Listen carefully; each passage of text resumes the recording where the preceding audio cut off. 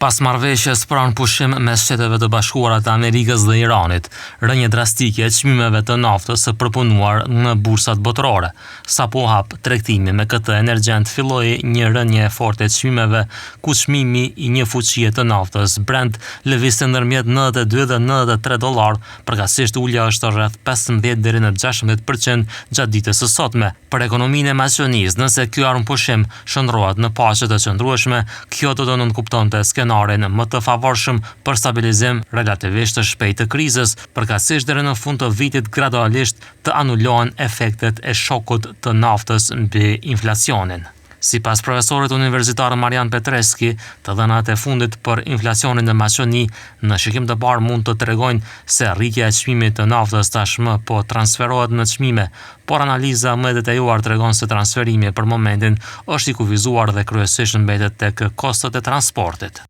Така што според ова месечна динамика ние не гледаме некое големо прелевање на нафтениот шок врз општото ценовно ниво. Сега не треба да се избрза и тоа евентуално да се заклучи од годишната стапка, затоа што таа е навистина релативно висока, 4,9%, меѓутоа ако погледнеме подлабоко ќе видиме дека тоа всушност се должи на ниската споредбена основа. Përkatësisht rritja e lartë e ushqimit vjen si pasojë e bazës së ulët të krahasuese me marsin e vitit të kaluar, kur në të njëjtën periudhë ishin të ngrira marzhat dhe çmimet në kuadër të dashur quajturës shporta e Ramazanit pashkëve, ndërkohë ushqimi në mars në raport me shkurtin, kur nuk kishim shok të naftës, u rrit vetëm për 0,4%, por në publik mbetet një pyetje që hap dilema: pse gjatë krizave të vitit 2008-2009, kur çmimi i naftës arriti kulmin prej pothuajse $150 për fuqi, inflacioni nuk u rrit në mënyrë drastike, përkatësisht goditja ishte relativisht afaqshkurtër, pas së cilës pasoi stabilizimi tashmë në muajt vijues. Се разбира, денеска е светот повеќе, да кажам, глобално поврзан, односно беше пред почетокот на овие кризи споредено со 2008 година, веќе ефектот од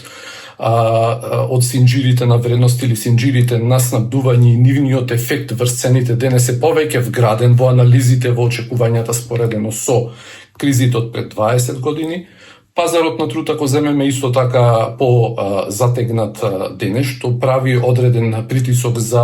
раст на платите, па дури ако сакате погледнат од страната на побарувачката, имаме една поинаква состојба денес, споредно со пред 20 години. Kjo do të thotë se në vitet 2008 dhe 2009, edhe përkundër pikave të larta të çmimeve të naftës, ekonomia globale përballej me një krizë reale ekonomike me papunësi më të lartë dhe pritje dukshëm më të ulëta për rritjen e çmimeve. Kërkesa ishte e dobësuar, ndërsa qytetarët kishin fuqi blerëse më të vogël. Në dekadën e fundit, kushtet kanë ndryshuar ndjeshëm.